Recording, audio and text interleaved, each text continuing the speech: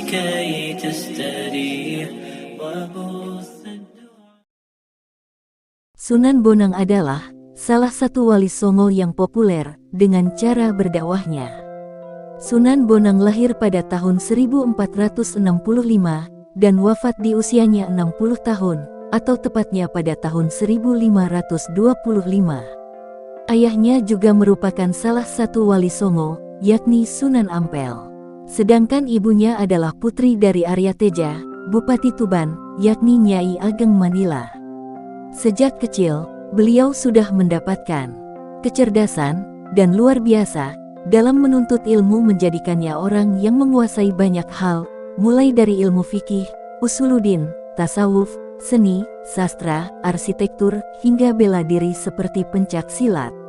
Dari berbagai sumber disebutkan bahwa Sunan Bonang itu, nama aslinya adalah Syekh Maulana Makdum Ibrahim, putra Sunan Ampel dan Dewi Kondrowati, yang sering disebut Nyai Ageng Manila.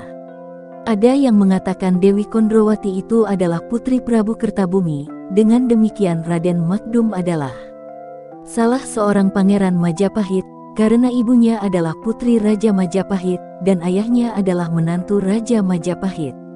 Sebagai seorang wali yang disegani dan dianggap mufti, atau pemimpin agama setanah Jawa, tentu saja Sunan Ampel mempunyai ilmu yang sangat tinggi. Sejak kecil, Raden Makdum Ibrahim sudah diberi pelajaran agama Islam secara tekun dan disiplin. Sudah bukan rahasia lagi bahwa latihan atau riada para wali itu lebih berat daripada orang awam. Raden Makdum Ibrahim adalah calon wali yang besar, maka Sunan Ampel sejak dini juga mempersiapkan sebaik mungkin. Disebutkan dari berbagai literatur bahwa Raden Makdum Ibrahim dan Raden Paku sewaktu masih remaja meneruskan pelajaran agama Islam hingga ke tanah seberang, yaitu negeri Pasai. Keduanya menambah pengetahuan kepada ayah kandung dari Sunan Giri, juga belajar kepada para ulama besar yang banyak menetap di negeri Pasai. Seperti ulama ahli tasawuf yang berasal dari Baghdad, Mesir, Arab, dan Persia atau Iran. Sesudah belajar di negeri Pasai, Raden Makdum Ibrahim dan Raden Paku pulang ke Jawa. Raden Paku kembali ke Gresik, mendirikan pesantren di Giri, sehingga terkenal sebagai Sunan Giri. Raden Makdum Ibrahim diperintahkan Sunan Ampel untuk berdakwah di daerah Lasem, Rembang, Tuban, dan daerah Sempadan, Surabaya. Dalam berdakwah, Raden Makdum Ibrahim sering mempergunakan kesenian rakyat untuk menarik simpati mereka, yaitu berupa seperangkat gamelan yang disebut bonang. Bonang adalah sejenis kuningan yang ditonjolkan di bagian tengahnya. Bila benjolah itu dipukul dengan kayu lunak, maka timbullah suaranya yang merdu di telinga penduduk setempat. Lebih-lebih bila Raden Makdum Ibrahim sendiri yang membunyikan alat musik itu, beliau adalah seorang wali yang mempunyai cita rasa seni yang tinggi, sehingga apabila beliau bunyikan pengaruhnya sangat hebat bagi para pendengarnya.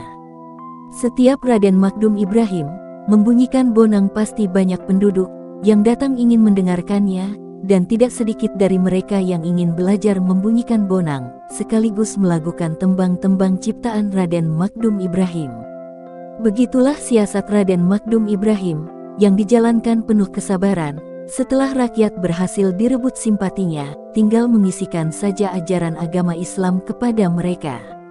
Tembang-tembang yang diajarkan Raden Makdum Ibrahim adalah tembang yang berisikan ajaran agama Islam. Sehingga tanpa terasa penduduk sudah mempelajari agama Islam dengan senang hati, bukan dengan paksaan. Murid-murid Raden Makdum Ibrahim ini sangat banyak, baik yang berada di Tuban, Pulau Bawean, Jepara, Surabaya maupun Madura. Karena beliau sering mempergunakan bonang dalam berdakwah, maka masyarakat memberinya gelar Sunan Bonang. Beliau juga menciptakan karya sastra yang disebut suluk. Hingga sekarang karya sastra Sunan Bonang itu dianggap sebagai karya yang sangat hebat, penuh keindahan dan makna kehidupan beragama. Suluk Sunan Bonang disimpan rapi di perpustakaan Universitas Leiden, Belanda. Suluk berasal dari bahasa Arab, salakat tarika artinya menempuh jalan, tasawuf, atau tarikat. Ilmunya sering disebut limu suluk. Ajaran yang biasa disampaikan dengan sekar atau tembang disebut suluk. sedangkan bila diungkapkan secara biasa dalam bentuk prosa disebut wirid. Dakwah Sunan Bonang dimulai dari Kediri, Jawa Timur. Ia mendirikan langgar atau musala di tepi Sungai Brantas, tepatnya di Desa Singkal. Diceritakan, Sunan Bonang sempat mengislamkan Adipati Kediri, Arya Wiranatapada, dan putrinya. Usai dari Kediri, Sunan Bonang bertolak ke Demak, Jawa Tengah. Oleh Raden Patah, pendiri sekaligus pemimpin pertama Kesultanan Demak, Sunan Bonang diminta untuk menjadi imam Masjid Demak. Ada satu lagi versi berbeda terkait penamaan Sunan Bonang, yang disematkan kepada Raden Makdum Ibrahim, selain dari kisah bahwa ia adalah penemu gamelan jenis bonang. Selama menjadi imam Masjid Demak, Raden Makdum Ibrahim tinggal di Desa Bonang. Versi kedua menyebut julukan Sunan Bonang disematkan berdasarkan lokasi tempat tinggalnya tersebut. Sunan Bonang sering berdakwah, keliling hingga usia lanjut. Beliau meninggal dunia pada saat berdakwah di Pulau Bawean. Berita segera disebar ke seluruh tanah Jawa, para murid berdatangan dari segala penjuru, untuk berduka cita dan memberikan penghormatan yang terakhir. Murid-murid yang berada di Pulau Bawean hendak memakamkan jenazah beliau di Pulau Bawean. Tetapi murid-murid yang berasal dari Madura dan Surabaya menginginkan jenazah beliau dimakamkan dekat ayahandanya, yaitu Sunan Ampel di Surabaya. Dalam hal memberikan kain kafan pembungkus jenazah, mereka pun tak mau kalah. Jenazah yang sudah dibungkus kain kafan milik orang Bawean, masih ditambah lagi dengan kain kafan dari Surabaya. Pada malam harinya, orang-orang Madura dan Surabaya menggunakan ilmu sirep untuk membuat ngantuk orang-orang Bawean dan Tuban. Lalu mengangkut jenazah Sunan Bonang ke dalam kapal dan hendak dibawa ke Surabaya. Karena tindakannya tergesa-gesa, kain kafan jenazah itu tertinggal satu. Kapal layar segera bergerak ke arah ke Surabaya, tetapi ketika berada di perairan Tuban, tiba-tiba kapal yang digunakan mengangkut jenazahnya tidak bisa bergerak, sehingga terpaksa jenazah Sunan Bonang dimakamkan di Tuban, yaitu di sebelah barat Masjid Jami Tuban. Sementara kain kafan yang ditinggal, di Bawean ternyata juga ada jenazahnya. Orang-orang Bawean pun menguburkannya dengan penuh hikmat. Dengan demikian ada dua jenazah Sunan Bonang. Inilah karomah atau kelebihan yang diberikan Allah kepada beliau. Dengan demikian tak ada permusuhan di antara murid-muridnya. Sunan Bonang wafat pada tahun 1525, makam yang dianggap asli, adalah yang berada di kota Tuban sehingga sampai sekarang makam itu banyak diziarahi orang dari segala penjuru tanah air.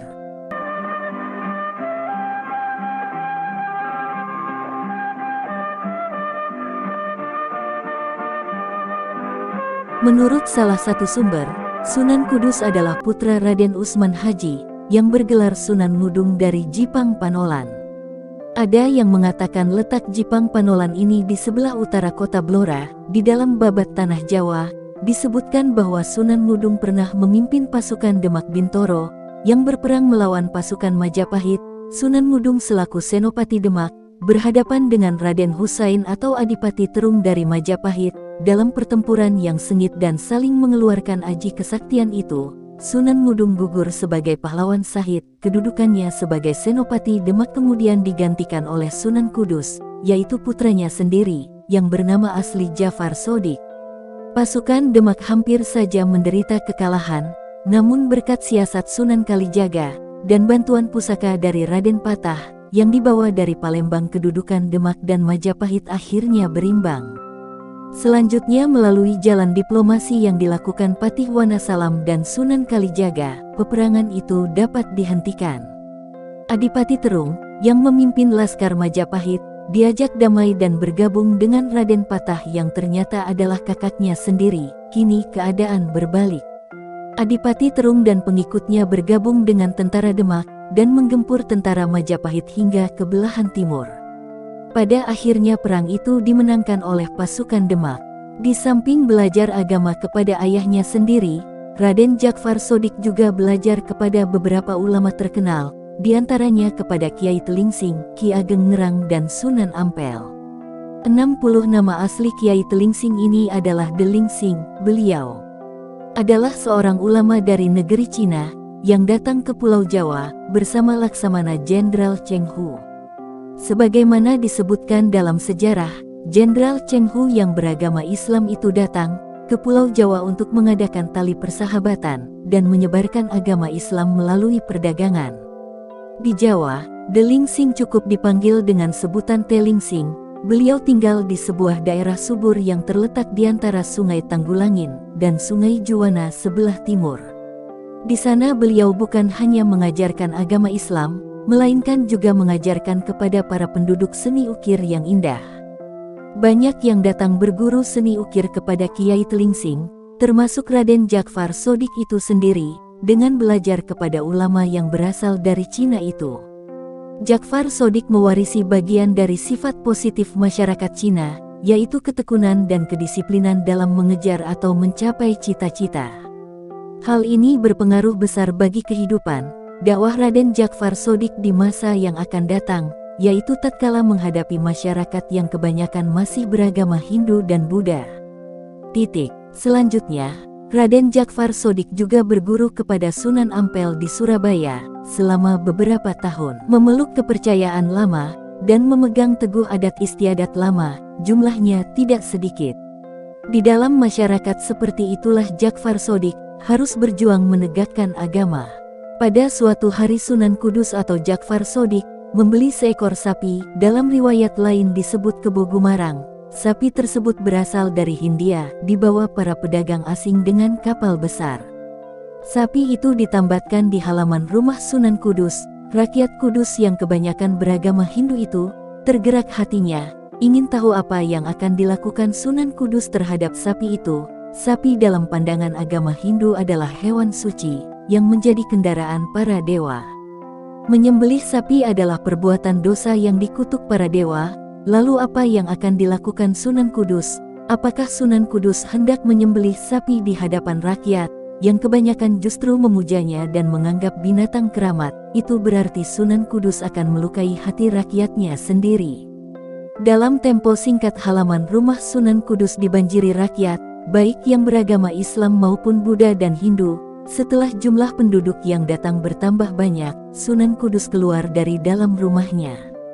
Sedulur-sedulur yang saya hormati, segenap sanak kadang yang saya cintai, Sunan Kudus membuka suara, saya melarang saudara-saudara menyakiti apalagi menyembelih sapi, sebab di waktu saya masih kecil, saya pernah mengalami saat yang berbahaya, hampir mati kehausan, lalu seekor sapi datang menyusui saya. Mendengar cerita tersebut para pemeluk agama Hindu terkagum-kagum, mereka menyangka Raden Jakfar Sodik itu adalah titisan Dewa Wisnu, maka mereka bersedia mendengarkan ceramahnya. Demi rasa hormat saya kepada jenis hewan yang telah menolong saya, maka dengan ini saya melarang penduduk Kudus menyakiti atau menyembelih sapi. Kontan para penduduk terpesona atas kisah itu. Sunan Kudus melanjutkan, salah satu di antara surat-surat Al-Quran, yaitu surat yang kedua dinamakan surat sapi, atau dalam bahasa Arabnya Al-Baqarah, kata Sunan Kudus. Masyarakat makin tertarik, kok ada sapi di dalam Al-Quran? Mereka jadi ingin tahu lebih banyak, dan untuk itulah mereka harus sering-sering datang mendengarkan keterangan Sunan Kudus. Demikianlah, sesudah simpati itu berhasil didapatkan akan lapanglah jalan untuk mengajak masyarakat berduyun-duyun masuk agama Islam.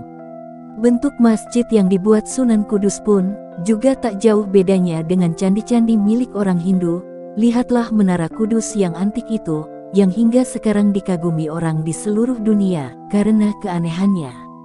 Dengan bentuknya yang mirip candi itu, orang-orang Hindu merasa akrab dan tidak merasa takut atau segan masuk ke dalam masjid guna mendengarkan ceramah Sunan Kudus. Sesudah berhasil menarik umat Hindu ke dalam agama Islam, hanya karena sikap toleransinya yang tinggi, yaitu menghormati sapi yang dikeramatkan umat Hindu, dan membangun menara masjid mirip candi Hindu, kini Sunan Kudus bermaksud menjaring umat Buddha.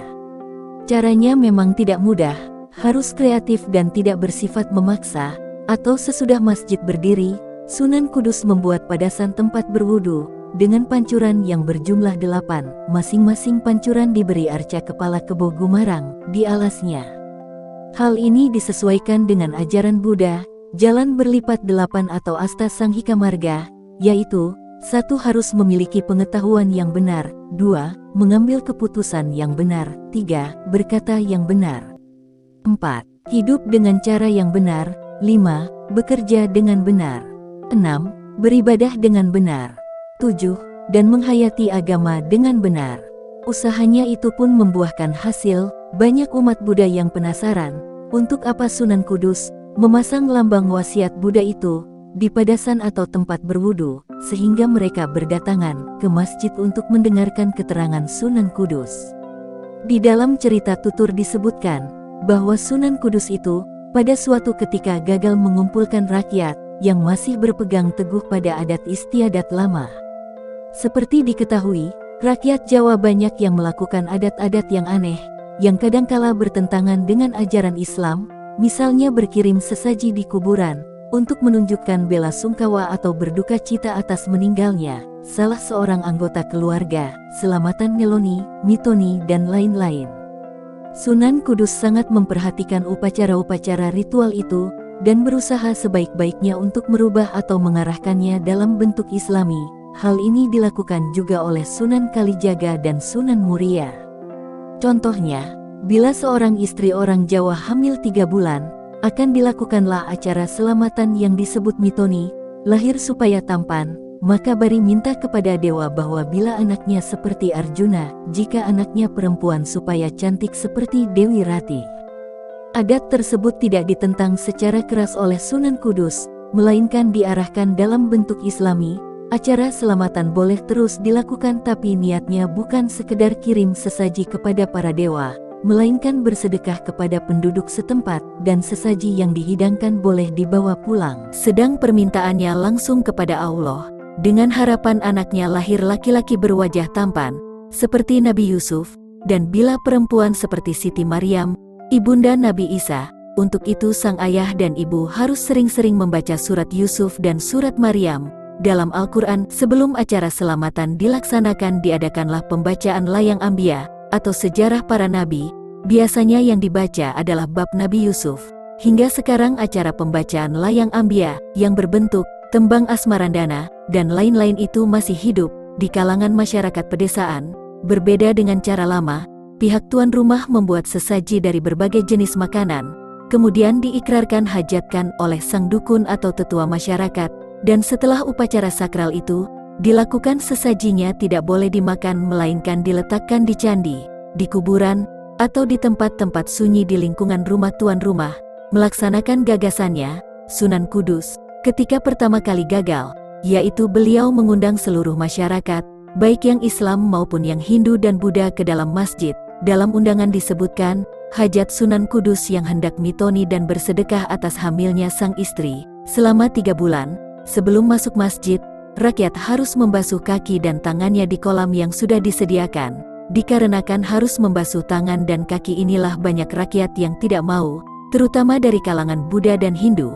Inilah kesalahan Sunan Kudus. Beliau terlalu mementingkan pengenalan syariat berwudu kepada masyarakat, tapi akibatnya masyarakat malah menjauh. Apa sebabnya? Karena iman mereka atau tauhid mereka belum terbina. Kesempatan lain, Sunan Kudus mengundang masyarakat lagi. Kali ini masyarakat tidak usah membasuh tangan dan kakinya waktu masuk masjid. Hasilnya, sungguh luar biasa. Masyarakat berbondong-bondong memenuhi undangannya. Dengan demikian Sunan Kudus berhasil menebus kesalahannya di masa lalu. Rakyat tetap menaruh simpati dan menghormatinya. Cara-cara yang ditempuh untuk mengislamkan masyarakat cukup banyak.